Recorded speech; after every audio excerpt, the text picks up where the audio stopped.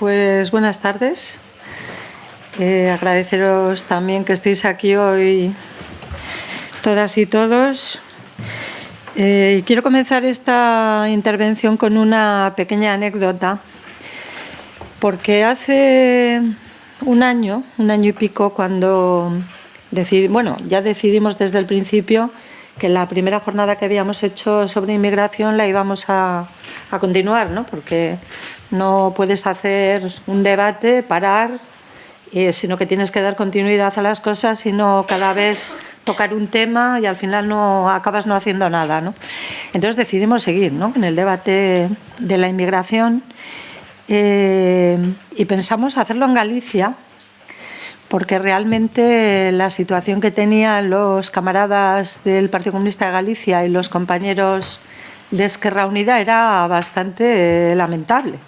Estaban en una situación política donde tenían un porcentaje de votos muy bajo, en fin, que la situación era mala, entonces vamos a hacerlo en Galicia para ver si así damos un empujón. Y ahora resulta que venimos a Galicia un año y pico después, en una situación política que ha cambiado radicalmente, donde Esquerra Unida, junto con, obviamente, con otra gente, han hecho un esfuerzo, yo creo que importante, de presentar un frente electoral a través del cual han demostrado que la unidad de la izquierda es posible. Lógicamente no es fácil, ¿no?, pero eso es lo que quiere la gente, ¿no?, que trabajemos en la unidad de la izquierda, y ahora resulta pues que seguramente igual teníamos que estar haciendo esto en otra comunidad autónoma mucho más necesitada. Pero bueno, yo creo que es un buen ejemplo de cómo realmente a veces en situaciones casi dramáticas, en poco tiempo y haciendo las cosas bien, se puede cambiar. Yo creo que es un buen ejemplo de cómo hay que trabajar. Bueno, creo que es muy importante que estén aquí los compañeros del cónsul de Cuba y las compañeras del consulado de Venezuela, porque realmente los ejemplos de ambos países son muy importantes y son un referente para la izquierda europea. Por tanto, yo agradeceros también mucho la presencia vuestra hoy aquí.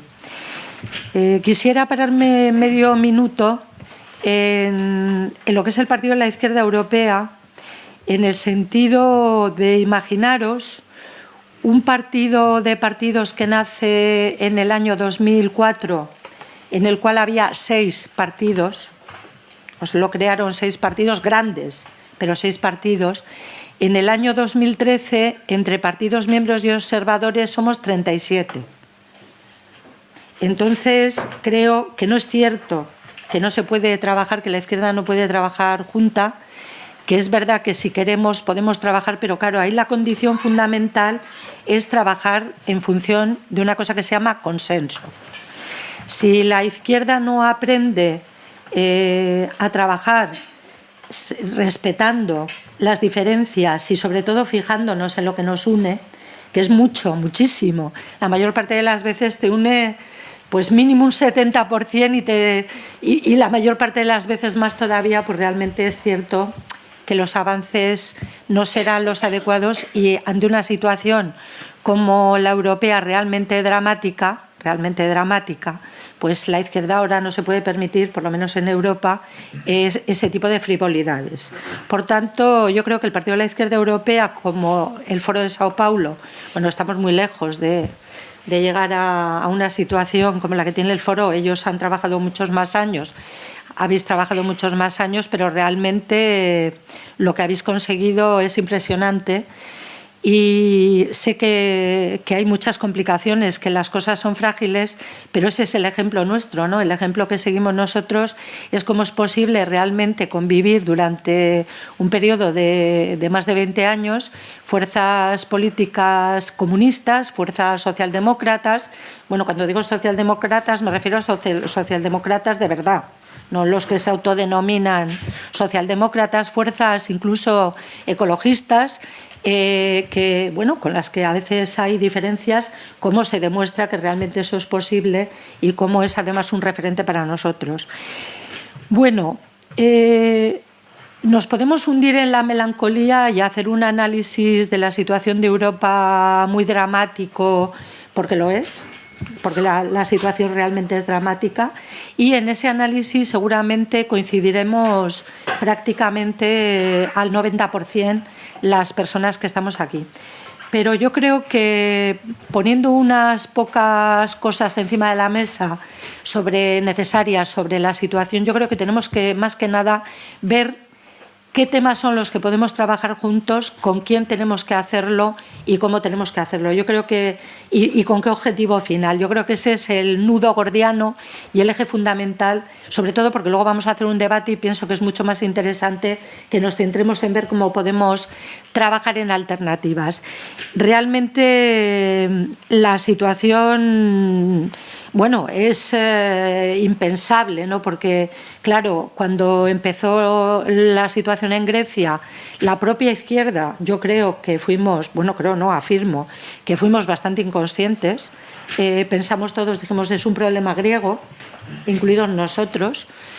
Bueno, no va a pasar en el resto y como veis el efecto dominó ha sido impresionante, pero además países ya como Francia, bueno, hay camaradas aquí que lo pueden explicar mucho mejor que yo, están siendo afectados ya de una manera muy fuerte y lógicamente la enorme recesión que hay en líneas generales en Europa no va a afectar solamente al sur, sino que va a empezar a afectar al resto, aunque es cierto que los países del norte están mirando para otro lado, incluidos los sindicatos. Bueno, también a los nuestros les costó un poquito ponerse las pilas, hay que decirlo, pero están mirando para otro lado como si a ellos no les fuera a afectar y realmente cuando vas a reuniones sindicales o incluso de movimientos sociales donde se habla del conjunto de Europa ves que hay todavía mucha ignorancia que no se sabe si es a propósito o no, porque te hablan cuando preparas la cumbre de Grecia. Hay sindicatos que dicen, movimientos sociales que dicen, bueno, y dentro de un año haremos, es que no tenemos un año. Es que en España no tenemos un año, es que en Grecia no tenemos un año. No podemos estar esperando que dentro de un año vamos a hacer una acción de no sé qué, no tenemos un año. O sea, tenemos que ponernos las pilas ahora.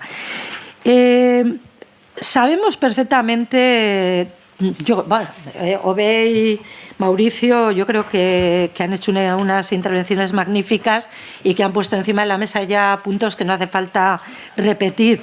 Pero sí que creo que es muy importante hacer como mínimo una pequeña referencia a que la crisis sistémica que me parece que ha dicho Carlos es que ahora fundamentalmente es una crisis, además de humanitaria, que ya no es económica, humanitaria. Un país como España con 12 millones de pobres, pues ya 1 millón más de la población de Grecia. Imaginaros, es una crisis de la democracia. Y esto, cuando hablamos de crisis de la democracia, no es un problema de que a nosotros, por ejemplo, a mí que soy comunista, la democracia burguesa me haya parecido siempre estupenda. Pero es verdad que en este momento el problema es el autoritarismo total que se está imponiendo. Y no es una cuestión solo de la xenofobia y de la extrema derecha, que también, sino, por ejemplo, el ataque que se está haciendo en Europa al comunismo. Y yo no lo digo porque soy comunista solo, o sea, no es el problema de Bertolt Brecht, sino porque realmente la equiparación del comunismo con el fascismo que se está haciendo en Europa prohibiendo los símbolos comunistas es un ataque brutal hacia la democracia, porque eso habría sido impensable. Nadie se podría haber imaginado un escenario de este tipo en Europa hace 5 años, ya no hablo de hace 20, sino de hace 5 años. Por tanto, el ataque a la democracia es una de las cuestiones fundamentales en las que tenemos que buscar la unidad con otras fuerzas políticas, con otras fuerzas sindicales, con los sindicatos. Los propios sindicatos, Cándido Méndez nos lo decía el jueves en una reunión que tuvimos con ellos. En una intervención de 5 minutos que hizo Cándido Méndez, habló 2 minutos de la crisis de la democracia. Por tanto, estos son temas, no solamente la cuestión económica, todos estamos a favor de los servicios públicos, todos estamos a favor de que no se bajen los salarios, todos estamos en contra del paro, pero hay que ir un poco más allá porque realmente si nos quedamos en ese tipo de reivindicaciones que son fundamentales, el problema es que no cuestionamos el sistema. El problema es que lo que hacemos es construir, decir, bueno, estamos porque los salarios no disminuyan, por el paro tal, pero es que hay que hacer una propuesta alternativa real al modelo de sociedad, tanto al modelo sociedad nacional, entre comillas lo de nacional, que aquí saben, yo soy vasca, luego nacional, lo entendemos como nacional, voy a decir nacional, estatal y europeo, para que nos entendamos en todos los ámbitos en nuestro país al menos. Por tanto, ese objetivo de la lucha por la defensa de la democracia debe ser uno de los ejes fundamentales para realmente decir que hay un camino que es el camino de decir que este sistema no sirve, que el sistema capitalista no sirve, que hay que cambiar el sistema y que tenemos que tener otro modelo. No sé cuánto tiempo llevo hablando, pero rogaría que cuando lleve un cuarto de hora alguien me lo diga para ir acabando, porque si no el debate no será interesante. Respecto al tema de España solamente voy a hacer muy poquitas referencias. Solamente voy a decir que en esta crisis dramática en la que estamos, con los 12 millones de pobres que hay en este país, nos estamos peleando con Grecia a ver quién tiene más paro ahora. Yo estaba también con Alexis Tsipras el jueves, pues en Grecia tenemos más paro juvenil, pues no, tenemos más en España. O sea, estamos hablando de unas cifras de en torno a un 60% de paro juvenil en España y en Grecia, en torno a casi un 30% de paro. Efectivamente, es un desastre completo, ¿no? Esto es una de las primeras cuestiones que hay que poner encima de la mesa con los objetivos que decía yo antes que nos tienen que unir.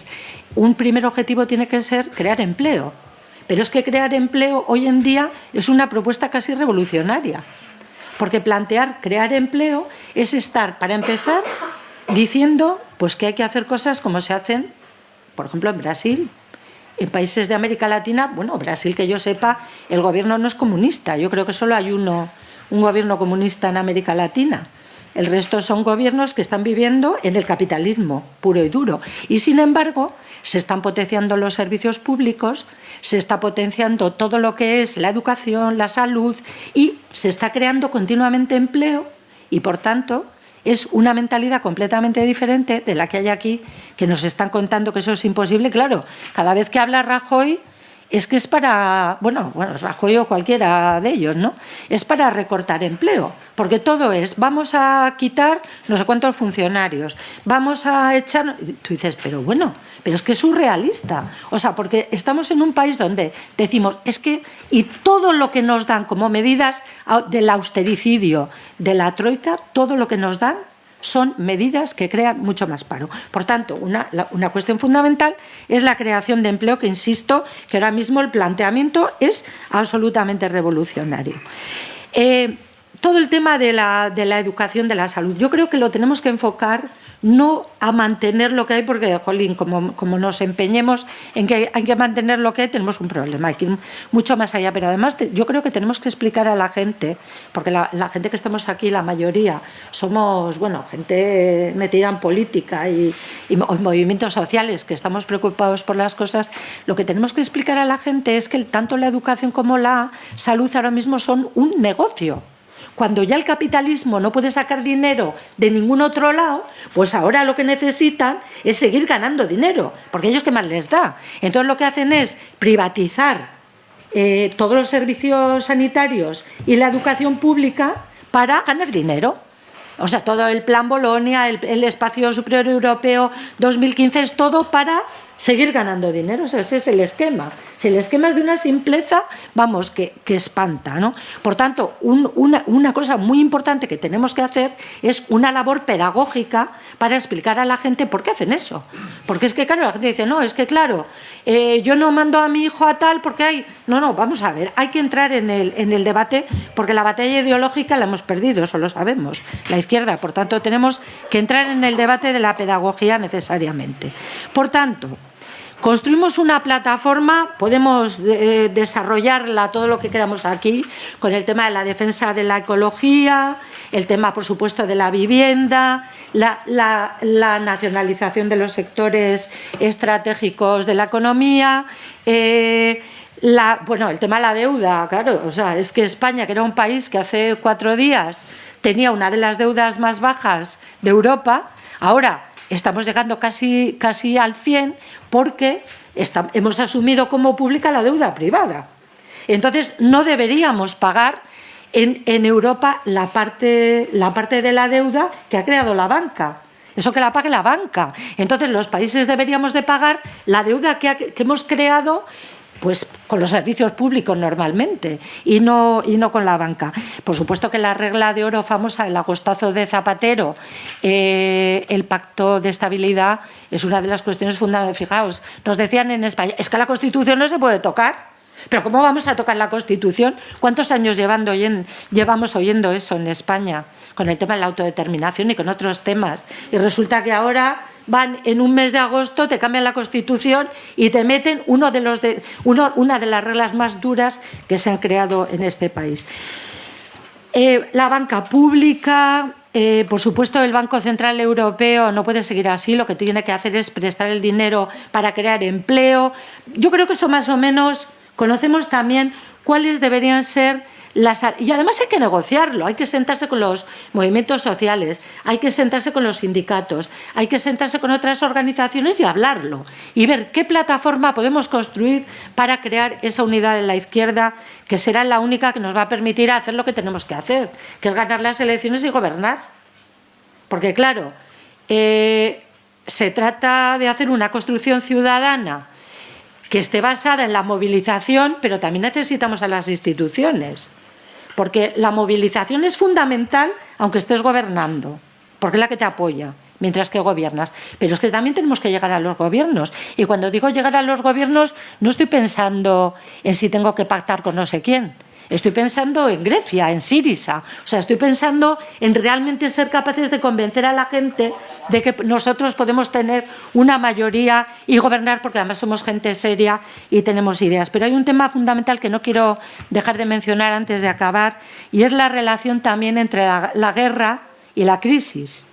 Porque claro, ahora mismo con el tema de la crisis yo estoy muy preocupada personalmente de la dificultad que tenemos de salir a la calle, pues por ejemplo, rechazando la intervención en Libia en su momento, rechazando o defendiendo y apoyando al pueblo sirio. No digo al Assad, he dicho al pueblo sirio. Al pueblo sirio lo que les está ocurriendo, en fin. Estamos tan mediatizados con la crisis, sobre todo la económica, la financiera, que estamos olvidando que el imperialismo está avanzando a pasos agigantados porque no estamos siendo capaces, por lo menos en Europa, de enfrentarnos a la situación. Creo que es un elemento fundamental de esa posible plataforma que deberíamos hacer con la gente para llegar, como decía, a los gobiernos, y para seguir ocupando la calle, porque si no ocupamos la calle cometeríamos un error garrafal. Y termino diciendo que el Partido de la Izquierda Europea va a hacer su congreso en Madrid en diciembre de 2013. Yo creo que va a ser un congreso muy importante porque vamos a demostrar que efectivamente que seguimos vivos cuando nadie nos daba ni medio telediario, y que además somos capaces de dar alternativas, gente muy diversa, y de dar alternativas trabajando con los demás. Yo creo que este congreso es fundamental, al cual ya invito a todos los presentes a participar. Y también deciros que nosotros vamos a hacer una universidad de verano este año en Porto, el Partido de la Izquierda Europea. Yo creo que la gente que estéis por aquí en Galicia estaría bien que os dierais una vuelta, que vinierais a vernos. Ya os pasaremos el calendario de la universidad y a ver si podéis, va a estar Walter Pomar también con nosotros, entonces a ver si os podéis acercar. Y termino diciendo que creo que no se trata en absoluto de rebajar planteamientos. Yo soy comunista y aspiro a una sociedad comunista y no voy a rebajar ni un ápice de mi estrategia para llegar a una sociedad comunista. Voy a apoyar a Cuba a muerte, voy a apoyar el comunismo a muerte, pero se trata también de que habrá que solucionar también los problemas de la gente ahora. Habrá que tener eso que se decía antes, me suena algo de estrategia y de táctica. Habrá también que decir a la gente que está en la calle ahora a los 2,5 millones de familias que hay en España donde nadie trabaja. Habrá que darles alguna solución también ahora a esos millones de personas que las sacan de las casas. En un país donde hay 2 millones de casas vacías o 3, yo qué sé. O sea, eso nadie. Hay países que no lo entenderían jamás esto, ¿no? Ya es el colmo del capitalismo. Yo no renuncio a nada. Nosotros no renunciamos a nada. Como dicen los franceses, son lâche rien. No renunciamos absolutamente a nada. Por tanto, en un camino de lucha de clases, en un camino donde tenemos muy claro que la contradicción capital-trabajo es lo fundamental, vamos a intentar solucionar también los problemas de la gente. Si somos capaces de hacer eso, llegaremos lejos, pero sobre todo demostraremos una cosa muy importante, y es que la izquierda es útil. Que la izquierda es útil, que no solamente es estética y aspira a tener un 8% o un 10% en los parlamentos, sino que también es útil. Pues nada, gracias, y le paso la palabra a mi compañero y amigo Walter Pomar.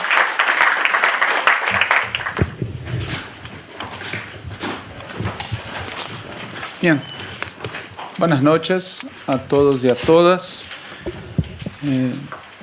Mi nombre es Walter Pomar, yo soy de la Dirección Nacional del PT de Brasil, del Partido de los Trabajadores de Brasil, pero estoy acá en nombre de la Secretaría Ejecutiva del Foro de São Paulo. Por supuesto, yo debo agradecer al PIE, a la Izquierda Unida, al Partido Comunista de España y a los compañeros y compañeras de Galicia que organizaron esta actividad. Para nosotros tiene sido una cooperación importante, la cooperación entre el PIE y el Foro de São Paulo. Infelizmente, nosotros no conseguimos tener el mismo estándar de cooperación con el Partido Socialista Europeo, por razones variadas, aunque muchas veces el Foro de São Paulo ha tomado la iniciativa de proponer cosas, pero con el PIE siempre fue posible hacer una actividad constante desde hace muchos años. Yo que voy a hacer acá es transmitir a ustedes un poco de la reflexión que está en el documento base del 19º encuentro del Foro de São Paulo. Yo creo que esto es útil para el debate que va a se trabar mañana y después acá en este seminario. El punto de partida de nosotros, de este documento base del 19º encuentro del Foro de São Paulo, es una evaluación de la coyuntura internacional, que en nuestra opinión es marcada en primer lugar por una crisis global, que no es solamente una crisis económica, no es solamente una crisis del neoliberalismo, mucho menos del manejo, es una crisis sistémica, es una crisis de acumulación, es una crisis político-económica, aunque se abata de maneras distintas en las diversas regiones del planeta, en los distintos sectores sociales, en los distintos sectores económicos. La coyuntura marcada también por un proceso de declinio de la hegemonía de Estados Unidos. Es declinio, no es fin, no es colapso, no es que no puede ser revertida, pero hay un proceso de declinio de la hegemonía de Estados Unidos. Es una coyuntura marcada también por la emergencia de nuevos polos de poder en ámbito mundial. Está claro que hay un deslocamiento geopolítico hoy del centro mundial, desde el llamado eje anglo-saxón en dirección a la Asia, al Pacífico. Es una coyuntura marcada por la instabilidad y por conflictos políticos, sociales y militares cada vez más intensos y peligrosos. Y yo destaco el tema de los conflictos militares porque a la larga, si nosotros observamos en otros momentos históricos, este tipo de crisis sistémica, crisis geopolítica, fue resuelta no a través de adopción de otras políticas públicas, de otras políticas económicas, sino fue resuelta por la fuerza bruta de los conflictos militares que establecieron otro tipo de arrangio entre las fuerzas globales. Y de todas maneras, una coyuntura que está en abierto y que será tendrá un o otro desfecho a depender de cómo se muevan las clases, las fuerzas sociales y políticas dentro de cada país y de cómo se dé el conflicto entre estados y bloques de estados en ámbito mundial. Y estos son los sujetos de este momento histórico, o sea, dentro de cada país las fuerzas sociales y políticas y en ámbito internacional los estados y los bloques de estados. Claro que América Latina y Caribe sufre los efectos de esta situación mundial, pero al mismo tiempo constituye una región que es marcada por una presencia muy fuerte de movimientos sociales, de partidos políticos y de gobiernos progresistas y de izquierda, que no solamente tenemos conseguido reducir los impactos de la crisis, como también tenemos conseguido implementar políticas públicas y coger resultados prácticos que hoy constituyen un factor de inspiración y de esperanza para sectores importantes de la izquierda en ámbito mundial. Y lo hacemos básicamente porque nos recusamos a adoptar las políticas de austeridad que acá en Europa son adoptadas por distintos sectores políticos. Hace parte de este proceso de América Latina y Caribe también un esfuerzo por hacer una integración, pero una integración de nuevo tipo que tiene entre sus marcos la UNASUL y la CELAC, la Comunidad de Estados Latinoamericanos y Caribeños, que hoy es presidida por Cuba. Este proceso que está en curso en América Latina y Caribe desde 98-2002, desde la elección de Chávez y de Lula, este proceso ocurre a pesar de una brutal resistencia de las élites locales y de sus aliados, notadamente las capas dominantes en Estados Unidos y Europa. Esa resistencia de las capas dominantes locales, europeas y estadounidenses asume hoy la forma de una contraofensiva ideológica, política, económica y militar, de que se muestra los golpes en Honduras y Paraguay, de que se muestra las bases militares que se instalan en la región y el relanzamiento de la llamada Cuarta Flota de los Estados Unidos en Atlántico Sur, de que es también muestra el cerco que se arma contra Venezuela. También es muestra de esta contraofensiva ideológica la continuidad del bloqueo contra Cuba, la creación del llamado Arco del Pacífico y de los tratados transoceánicos, así como la intensa presión judicial y mediática que se hace sobre todos los gobiernos progresistas y de izquierda en la región, a comenzar por Brasil y Argentina. Y es importante notar que los tres países más potentes de la región desde el punto de vista económico, que son Venezuela, Argentina y Brasil, los tres están hoy viviendo un proceso de cerco brutal, mediático, político, judicial. Digo esto porque la historia nos enseñó muchas veces a no confiar ni tampoco subestimar el imperialismo y el capitalismo. Embora la crisis sea profunda, y es muy profunda, el capitalismo ya demostró muchas veces tener un fuego sorprendente, equivalente a su capacidad de destruir la naturaleza y la humanidad. Pero esto es un problema para nosotros, no es un obstáculo para ellos. Este fuego está claro, como ya dice, en América Latina, donde a pesar de que tuvimos importantes victorias parciales, que la izquierda tuvo importantes victorias parciales, pero aún así las fuerzas conservadoras, las fuerzas neoliberales, las fuerzas capitalistas mantienen su hegemonía en el terreno económico-social. Es importante tener esto claro. En América Latina y Caribe, la hegemonía económica sigue siendo del neoliberalismo, del sector financiero, las transnacionales. Mantiene su hegemonía también a través del control de importantes instituciones internacionales y de su poderío militar, além de conservar el gobierno nacional en importantes países de la región. Nosotros nos acostumbramos a hablar de América Latina y el Caribe, pero la verdad es que en muchos países importantes de la región, la derecha sigue gobernando, sigue teniendo mayoría.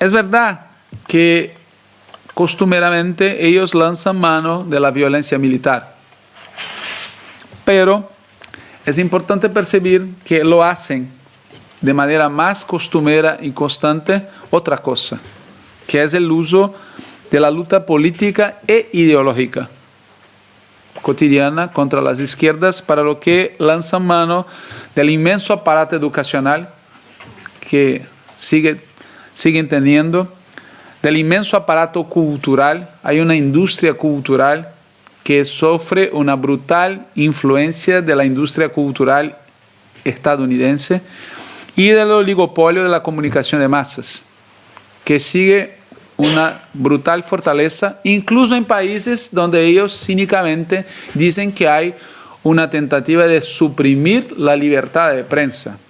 Porque Venezuela, por ejemplo, es un país donde los monopolios mediáticos siguen operando con mucha fuerza, al revés de la propaganda que se hace.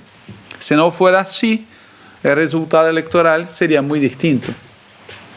A partir de estas plataformas, la industria cultural, el aparato educacional, el oligopolio comunicacional, ellos buscan todo el tiempo manipular las diferencias estratégicas y programáticas que existen entre los gobiernos, entre los partidos y entre los movimientos que están envueltos en el giro a la izquierda que nuestra región vive desde 98-2002. No es novedad para nadie que algunos de nuestros gobiernos, partidos y movimientos declaran abiertamente que tiene como objetivo histórico la construcción del socialismo, en cuanto otros trabajan también abiertamente por la constitución de sociedades aún capitalistas, pero con alto nivel de bienestar social, de democracia política y de soberanía nacional. O sea, de hecho, en este proceso de Latinoamérica y Caribe hay una diversidad muy importante. E incluso hay sectores que se afirman como progresistas, pero que son hegemonizados por premisas neoliberales y que muchas veces comparten un discurso semejante a lo que hace la derecha contra los populistas. Y también hay profundas diferencias estratégicas acerca de las formas de lucha, de las vías de tomada del poder, cómo debe ser la relación de los gobiernos con las capas dominantes de cada país, cómo debe ser la relación de nuestros gobiernos con Europa, con Estados Unidos, con los BRICS. O sea, es importante tener en cuenta que América Latina y Caribe no es un bloque homogéneo, ni como un todo, ni tampoco el sector que está gobernado por fuerzas de izquierda. Somos profundamente diversos. Y estas diferencias programáticas y estratégicas tornan mucho más complejo el debate sobre lo que son estos gobiernos y cómo debe ser la interrelación entre ellos. Pero por otra parte, si nosotros no fuéramos diversos, no tendríamos legado donde llegamos. Esta es una cosa que hay que tener mucho claro.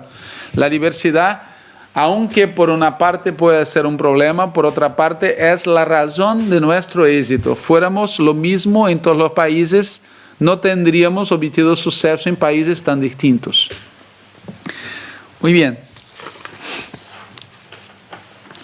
Entonces, el tema que está puesto para nosotros en América Latina y Caribe es qué hacer diante de esta situación. O sea, de este cuadro mundial, de este cuadro regional y de esta situación táctica de una contraofensiva muy fuerte de la derecha contra nosotros. Lo fundamental en que tenemos de total acuerdo dentro del Foro de São Paulo es que no hay respuesta en los marcos del neoliberalismo. O sea, hay una recusa total. Es uno de los puntos que, independiente de las diferencias que tenemos, es que recusamos las políticas pro capital financiero, austeritarias, contra el desarrollo, contra el empleo, contra los derechos sociales. Por el contrario, o sea, nosotros tenemos muy claro que el neoliberalismo debe ser rechazado, tanto porque es causa de la crisis, cuanto porque aprofunda la crisis, cuanto porque no constituye un modelo de política, de sociedad que tenga que ver con nosotros. Y de la misma manera recusamos las políticas conservadoras que predominaron en nuestras sociedades durante gran parte del siglo XX. América Latina, y en particular algunos países que son más desarrollados desde el punto de vista productivo, fueron víctimas de políticas de desarrollismo conservador que hizo crecimiento económico combinado con ampliación de la desigualdad y combinado también con democracia restringida y dependencia externa. Este tipo de modelo no nos interesa. Así, por supuesto, tampoco nos interesan las nociones que nosotros denominamos de sociales liberales, que buscan hacer algún tipo de diálogo entre las posturas de izquierda y las posturas neoliberales. Este tipo de solución, además de ser de hecho irreales, porque los que se proclaman socialliberales en general aplican políticas neoliberales, no constituye una solución para nuestros problemas, así como tampoco constituye la idea que debemos hacer un conjunto de pequeños cambios y que este conjunto de pequeños cambios es lo suficiente. Nosotros todos compartimos la idea que el cambio necesario en la América Latina y Caribe es profundo, es estructural. Debe tocar en los temas de fondo en nuestras sociedades. Hay otros temas sobre los cuales nosotros no tenemos posición común. Entonces yo voy a decir en mi nombre personal que me parece muy importante para que tengamos suceso en esta cuadra histórica, recusar la postura izquierdista que yo considero impotente, segundo la cual somos pocos pero buenos. Es muy importante tener la postura contraria, o sea, tenemos que tener políticas para millones, decenas de millones, tenemos que engañar las masas populares para las ideas que nosotros defendemos y por tanto nuestros programas tienen que ser programas que sean comprensibles por una parte y que digan respecto a los temas de las masas populares. También debemos recusar las nociones movimentistas que existen en algunos sectores de Latinoamérica y Caribe, que en mi juicio constituye una especie de neoliberalismo de izquierda, que recusa el papel de los partidos en los procesos de cambio social y imputa a los movimientos sociales un papel de tipo parapartidario, lo que es malo por cualquier parte, porque enfraquece y sectariza los movimientos, los atribuye una tarea acima de su capacidad y debilita la unidad de los movimientos con los partidos y debilita a los partidos, que es lo mismo que el neoliberalismo lo hace. También debemos recusar una visión que existe en algunos de nuestros sectores, que algunos denominan de manera irónica de pachamámica. ¿Está bien? Yo no quiero entrar en polémica sobre los términos, pero me parece justo la idea de que nosotros no debemos recusar o no debemos rechazar la idea del desarrollo, del desenvolvimiento, de la ciencia, del futuro. La izquierda tiene que ser la vanguardia de la sociedad en el sentido más amplio de la palabra. Por supuesto que debemos proponer un futuro que exista, que no sea un futuro que sea la destrucción de la naturaleza. Pero no podemos convertir esto en una especie de culto de un pasado mítico incapaz de dar cuenta de los temas de la actualidad, de una sociedad de masas como es la nuestra y que seguirá siendo. Y de la misma manera es muy importante recusar la postura milenarista que algunos de nuestros sectores aún tienen, que es un poco la postura del todo o nada. Cuando la verdad es que los procesos de cambio en nuestra sociedad serán procesos largos, serán procesos de larga duración, muy complejos y sobre los cuales nosotros vamos a hacer muchas correcciones durante el propio proceso. Y por final, hay que recusar la vocación al martirio tan fuerte y una izquierda tan influenciada por el catolicismo como es la izquierda latinoamericana y caribeña. O sea, nosotros no tenemos el menor gusto por la derrota, nosotros queremos vencer, nosotros queremos cambiar nuestras sociedades y para eso, como yo dice, tenemos que tener mayoría en nuestros pueblos, tener mayoría social, mayoría electoral, mayoría política, mayoría ideológica, mayoría organizada social y políticamente. Y esto implica que enfrentemos un déficit teórico que tenemos aún muy fuerte en la izquierda latinoamericana y caribeña en términos del análisis del capitalismo del siglo XXI. Y yo hablo un poco en tono de broma porque es esto mismo que quiero decir. O sea, nosotros conocemos poco lo que es el capitalismo del siglo XXI. Nosotros no tenemos un análisis del capitalismo existente hoy que sea comparable al análisis que fue hecha por el movimiento socialista en relación al capitalismo del siglo XIX y el capitalismo de principios del siglo XX. También tenemos un déficit en términos del balance de las experiencias socialistas, socialdemócratas, desarrollistas y nacionalistas del siglo XX. En algunos de nuestros procesos se verifican equívocos que tienen que ver con temas que ya fueran objeto de análisis y debate, pero en generaciones pasadas. Nosotros hoy necesitamos mucho volver a evaluar lo que fueron estos procesos para no cometer los mismos errores que ya tuvimos.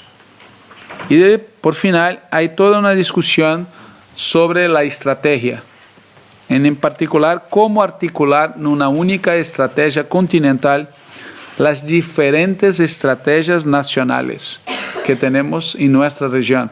No hay cómo tener una estrategia única para cada uno de nuestros países, pero es posible construir una estrategia continental unitaria alrededor del tema de la integración, porque la integración constituye un punto común que nos protege a cada uno de los procesos en su diversidad. Esto todo remite para un punto importante que es la actualidad, a nuestro juicio, de la categoría de la clase trabajadora. Yo hablé antes que los sujetos tienen que ver con las fuerzas sociales y políticas en cada país, pero el sujeto capaz de conducir un proceso de cambio profundo son los que viven de su trabajo. Y esta es una categoría que debe ser recolocada sobre la mesa con mucha fuerza, porque el neoliberalismo hizo de todo para aplastar la clase trabajadora en la vida real y también en la teoría, como concepto, como categoría, como cultura. Y nosotros tenemos que resgatar, por supuesto que una clase trabajadora plural, por supuesto que es una clase trabajadora que tiene género, que tiene historias generacionales distintas, que tiene etnias distintas, pero clase trabajadora, porque tiene como punto de unidad el hecho que vive de su trabajo. Y una clase trabajadora que debe buscar, sí, hacer alianza con otros sectores sociales, pero teniendo claro que su rol no tiene comparación. Porque si pensamos en una sociedad en que la riqueza social sea propiedad de los que la tornaran posible, esto significa organizar, concientizar la clase trabajadora, los que producen la riqueza social en el sentido más pleno de la palabra. Y esto es importante porque las inmensas contradicciones que existen hoy en el mundo no tienen como ser solucionadas por los sectores capitalistas y tampoco por un pequeño número de estados. Nosotros tenemos problemas en escala global que no tienen solución positiva en los marcos de la hegemonía de un pequeño número de empresas y de un pequeño número de estados, por más poderosos que sean. O sea, la búsqueda del lucro y la anarquía capitalista y los intereses imperiales de los estados profundizan los problemas que tenemos, no los resuelven. Nosotros necesitamos cada vez más colocar la necesidad del control social de las riquezas generadas socialmente, soluciones públicas y sociales para problemas que son públicos y son sociales, aunque causados por intereses privados. Es verdad, y nosotros tenemos que tener esto claro, que las fuerzas socialistas aún están en la defensiva estratégica. Esto es un Una idea que muchas veces es mal comprendida porque nosotros olvidamos lo que pasó hace tan poco tiempo. Hubo un desbalance global de la correlación de fuerzas que aún está muy lejos de ser recompuesta. Y por tanto aún vivimos en escala global y en un ámbito de defensiva estratégica, o que tiene múltiples explicaciones sociológicas, políticas, teóricas. Pero si nosotros no hiciéramos todo el esfuerzo para romper con esta situación, nosotros podemos tener dos desenlaces trágicos: más de lo mismo o una gran catástrofe. Porque a la larga lo que los tipos están armando, los sectores conservadores están armando es esto: o más de lo mismo o una gran catástrofe global. Y esto, por supuesto, exigirá mucha política, organización, lucha social, mucha teoría, mucha lucha por el poder. Y nosotros no tenemos la menor idea si vamos a tener éxito en esta tarea. Lo que no podemos es no buscar hacerla. O sea, no aprovechar esta oportunidad de crisis para hacer un cambio profundo en el mundo. Por eso que hacemos este esfuerzo en el Foro de São Paulo, por eso que hacemos este esfuerzo de relaciones del Foro de São Paulo con las organizaciones hermanas de otros continentes como el PIE, y por eso también que hacemos un esfuerzo particular por organizar la migración latinoamericana y caribeña en otras regiones del mundo. Yo voy a hablar de Estados Unidos, donde esto es más claro. Si hay alguna posibilidad de cambio en Estados Unidos, tiene que ver con la construcción de una fuerza política y social de izquierda que no existe en aquel país en ámbito nacional.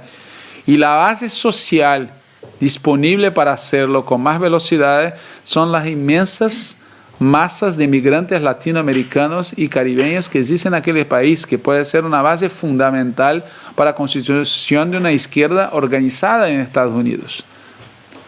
Y de la misma manera, en Europa, los inmigrantes pueden ser una fuerza de apoyo muy importante para las luchas de las capas trabajadoras europeas. Además de esto, servir para nosotros en nuestra propia región. Porque hay que tener claro que la correlación de fuerzas globalmente negativa significa que los logros obtenidos en América Latina y Caribe están sobre cerco.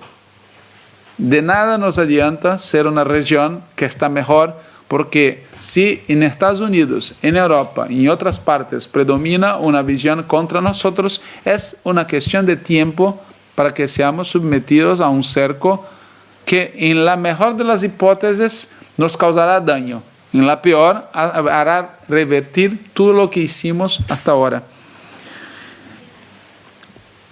De manera, la mayoría de las cosas que hablé, las iniciales, son ideas del propio foro que ustedes pueden verificar en el documento base del 19º encuentro. Lo que hablé en la parte final es más de mi responsabilidad personal, aunque no sea contradictorio con que el foro tiene debatido. Y yo terminaría convidando a ustedes a que participen o que acompañen a distancia, porque también vamos a hacer transmisión por internet, los debates del 19º encuentro del Foro de São Paulo, que será de 31 de julio a 4 de agosto en la ciudad de São Paulo, Brasil. Gracias.